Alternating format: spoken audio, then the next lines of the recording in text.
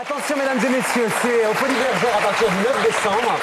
Et je dois dire que j'avais interviewé Michel à la radio avant que ça ne commence. Et je disais, bon, alors vous faites la Starac, vous faites la Nouvelle Star, etc. Depuis, j'ai vu, et il faut dire que ça n'a rien à voir. La relation que vous avez avec les jeunes, Michel, c'est unique, quoi.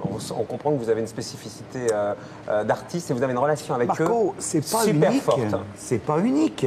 On monte une troupe, on ne cherche pas à faire des stars ou des pseudo-stars ou des stars en sky. On cherche à constituer une troupe. Vous, M6, peut-être moins. Quand vous voyez les épisodes. Dans ce truc-là, je suis désolé, moi je suis pas un animateur d'M6.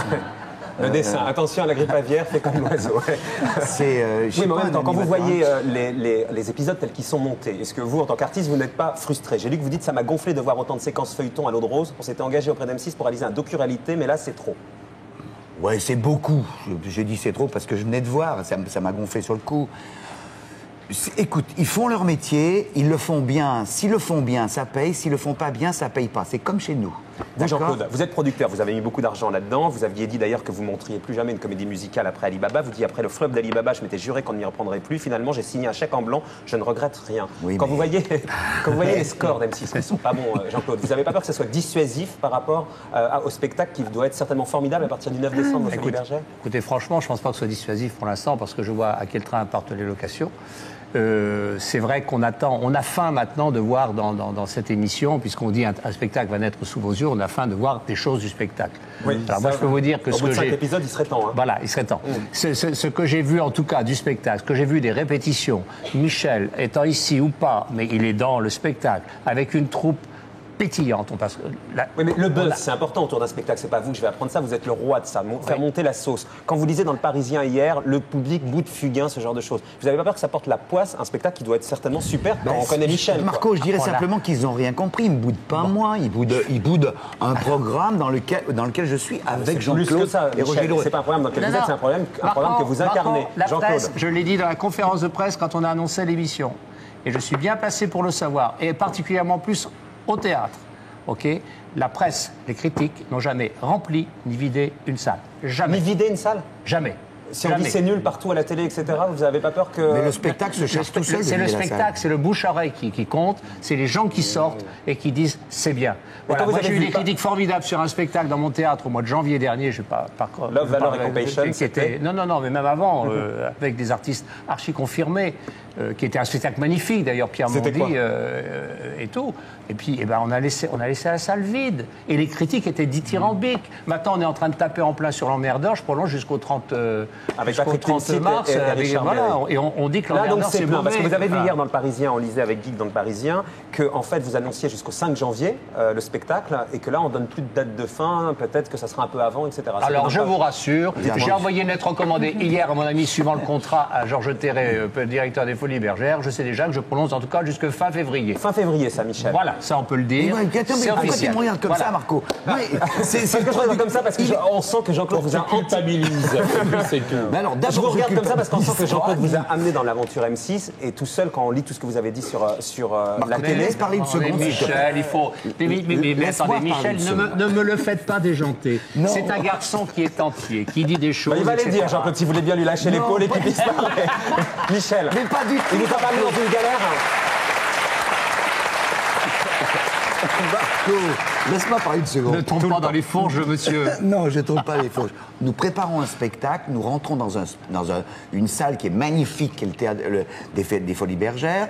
Nous y entrons exactement comme une pièce de théâtre rentre dans un théâtre. C'est-à-dire, si les gens viennent, on reste.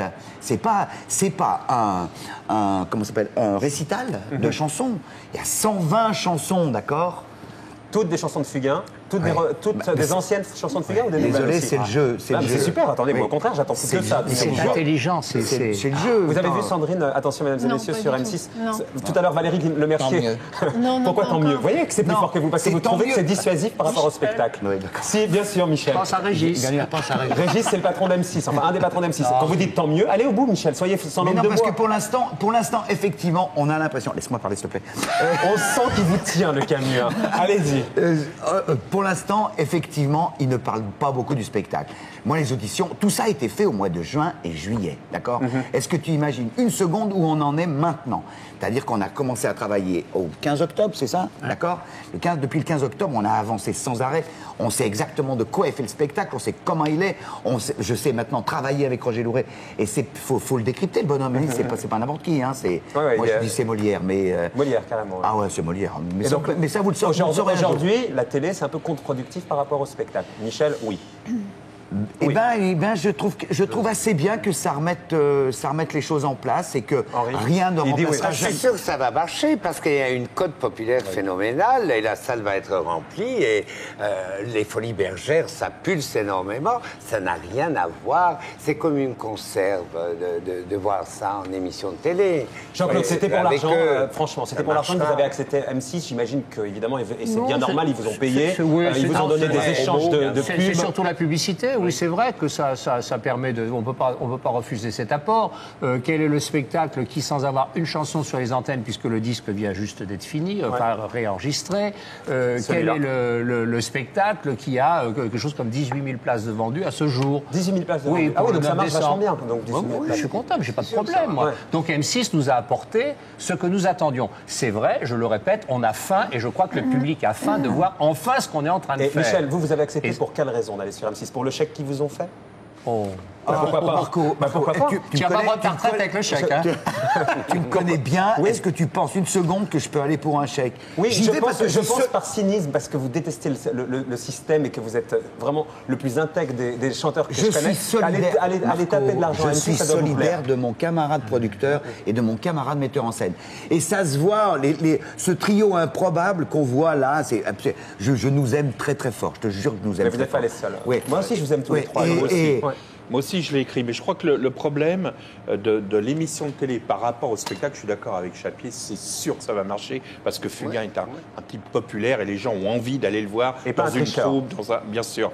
Mais je suis sûr que ça va marcher. Et l'émission ne marche pas parce que les gens attendaient probablement pour de mauvaises raisons de la télé-réalité. C'est-à-dire tout ce qu'il n'y a pas dans le spectacle. Dès que Fugain arrive dans le spectacle, c'est une masterclass. Et ça, les gens, ça les emmerde un peu. Ils préfèrent voir Richie, la fille d'Alice Donna, qui casse les mecs comme ça sans rien apporter. Lui, il est généreux. Lui, il est généreux, mais il a de quoi donner. Ce à quoi je te répondrai, parce que quand on il y a des SMS qui passent. Comment vous pouvez parler comme ça aux candidats, quand même, qui viennent de passer là, les SMS? Comment je peux parler aux candidats, c'est-à-dire? Vous les maltraitez un petit peu quand même. Mais moi, j'ai maltraité les candidats. Vous les secouez un petit peu. Tu chantes faux, etc. Oui. Attendez, bougez pas. Alors, vous voulez qu'on rétablisse un certain nombre de choses? On va le rétablir pour tous les jeunes gens qui ne seront jamais des artistes. Jamais. Et à qui toutes les télévisions font croire qu'ils le seront. Il y a un moment où il faut être clair. Il faut dire, tu n'as rien à foutre là. Je suis saltimbanque, effectivement, et toi, t'es que dalle. Ce qui sous-entend, je ne t'ouvrirai pas la porte de ce métier. Du miroir aux alouettes. Et de la même manière, je ne te permettrai pas de venir mettre de l'eau dans ce vin magnifique, si ça n'est que du vin, car un vin coupé d'eau, ça donne un brouet immonde que nous connaissons toute la journée sur nos radios, d'accord ?